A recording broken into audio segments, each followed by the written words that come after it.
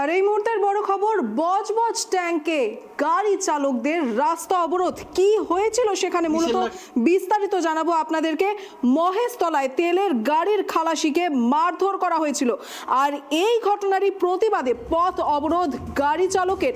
উল্লেখ্য, 1 তারিখ সন্ধ্যায় মহেশতলার বজবজ ট্রাঙ্ক রোডের এসআই হাসপাতালের কাছে তেলের ট্যাঙ্কার রয়েছে, আর সেই তেলের ট্যাঙ্কার নিয়েই বজবজে যাওয়ার পথে এক বাইক চালকের সঙ্গে বচসা ও গালাগালি হয় এবং এর বেশ কিছুটা দূরে সারেঙ্গাবাদ পেট্রোল পাম্পে তেলের ট্যাঙ্কার দাঁড়ালে ঠিক তার পেছন থেকেই এক যুবক হাতে লাঠি নিয়ে ওই গাড়ির খালাসিকে লাঠি দিয়ে বেধড়ক মারতে থাকে এবং এই মারধরের ঘটনায় আহত খালাসিকে উদ্ধার করে বজবজ ইএসআই হাসপাতালে নিয়ে যাওয়া হয় চিকিৎসার জন্য।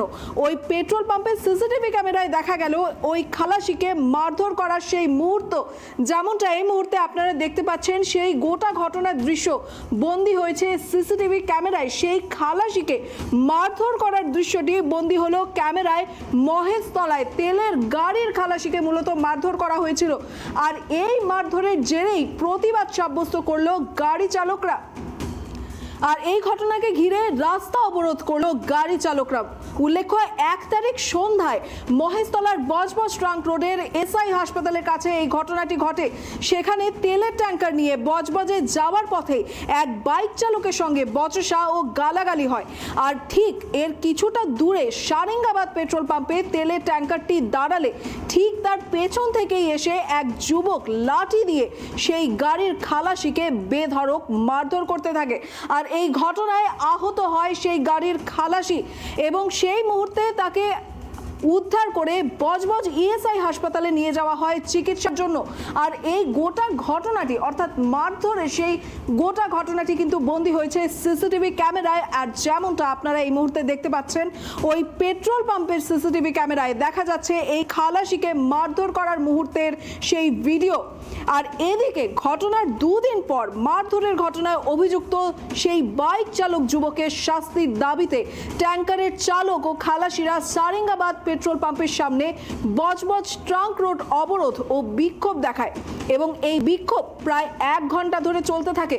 বজবজ ট্রাঙ্ক রোড অবরোধ থাকার পর ঘটনাস্থলে মহেশতলা থানার পুলিশ পৌঁছে পরিস্থিতি পুলিশের আশ্বাসে অবরোধ তুলে নেয় গাড়ি চালক ও খালাসিরা।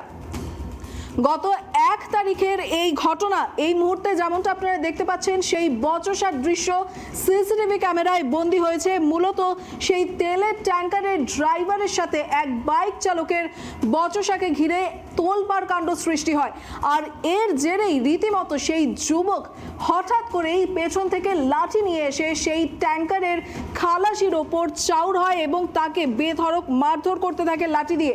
আর এই মুহূর্তে আপনারা সেই দৃশ্যই ট্রাইব টিভির পর্দায় দেখতে পাচ্ছেন এবং যেমনটা জানা যাচ্ছে, ঘটনার ঠিক 2 দিন পরে, সেই মারধরের ঘটনার ঠিক 2 দিন পরে অর্থাৎ আজ অভিযুক্ত যুবকের শাস্তির দাবি জানিয়ে ট্যাঙ্কারের চালক ও খালাসিরা সারেঙ্গাবাদ পেট্রোল পাম্পের সামনে বজবজ ট্যাঙ্ক রোড অবরোধ করে এবং বিক্ষোভ দেখায় এবং ঘটনাস্থলে খবর পাওয়ার সাথে সাথে পৌঁছে যায় মহেশতলা থানার পুলিশ এবং তাদের আশ্বাসেই সেই অবরোধ তুলে নেয় চালক ও খালাসিরা।